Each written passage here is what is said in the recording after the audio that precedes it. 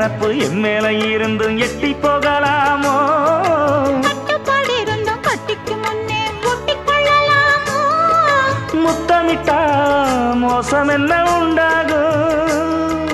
சத்தமிட்டா உன் நிலைமை என்னாகும்? புது வளையல அரைச்சு தொண்டையில தான் நினைச்சு மாமன் கிட்ட பேச போற மணிக்கணக்கா. தூண்டாமணி விளக்க தூண்டி விட்டு எரிய வச்சு ஓ முகத்தை பார்க்க போற நாள் கணக்கா.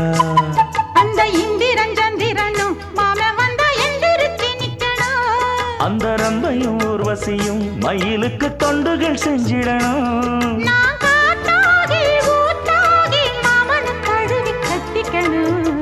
தூது வளையல அரைச்சு தொண்டையில தான் நினைச்சு நானும்